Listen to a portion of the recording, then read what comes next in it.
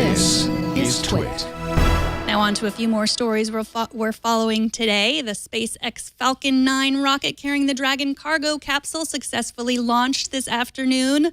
The Dragon spacecraft made it safely into orbit, carrying supplies to the International Space Station.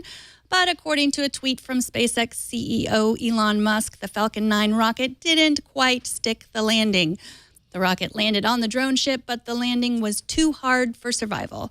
In case you're wondering why it was important for the rocket to come back in one piece, I've got 3 words for you: reduce, reuse, recycle. Also, rockets are really, really expensive. And speaking of ill-fated missions, Ars Technica reports that the crew of Apollo 13 have now been immortalized in a collector's set of Lego minifigures. These Legos celebrate the 45th anniversary of the Apollo 13 mission launch, which happens this Friday. Fun fact, the plural of Lego is Lego. Who knew? You probably did. According to the Android developer blog, Google Play will offer a new program called Designed for Families. It will give people a way to opt in to a more family-friendly Android app store that will only include apps that meet specific requirements. Now, this is an interesting move on Google's part and one that Apple might consider, especially since they've recently been criticized about the fact that the iOS App Store is perhaps too family-friendly, with a review process that seems to exclude some apps entirely based on the somewhat random moral code. Now, Netflix just expanded their accessibility options. The company announced today that they would start adding audio descriptors for the visually impaired on select titles, beginning with their hit original series, Daredevil.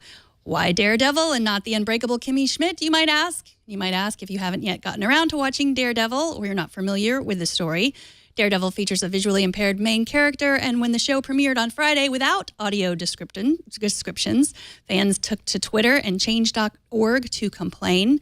And Netflix, to their credit, was quick to respond. The company says audio descriptions will also soon be available on the Unbreakable Kimmy Schmidt, House of Cards, and other major original Netflix shows, as well as select other shows and movies. Audio descriptions are narrations of what's currently going on the screen, including facial expressions, physical actions, descriptions of costume, scene changes, and more. I think we have a clip. It might be a spoiler of Daredevil. It might not. It's just the title credits, but we have a clip to show you of what they sound like. In a blood-red fog are images of a skyscraper, a broken fragment of a suspension bridge, a city skyline, a church steeple, and an angel, all drizzled with a thick red liquid. As it pours into a vat, an image of a horned demon rises from the liquid. Written by Drew Goddard. It half glances over its glistening, muscular red shoulders. So those are the descriptions. They're very descriptive. You have to turn them on to be hearing that. Otherwise, it's just the music. And finally, have you pressed the Reddit button yet? What's your flare color? Do you regret pressing the button? Do you have no idea what I'm talking about? Let me try to explain. On April Fool's Day, the social networking site Reddit posted a blog entry that contained a button and said, when this post is 10 minutes old, a button and a timer will become active. The post went on to explain that the button explains nothing, by the way.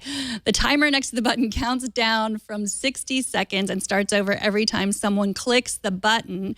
It warned that you could only click the button once, and if you hadn't created an account before April 1st, 2015, you weren't allowed to click the button at all.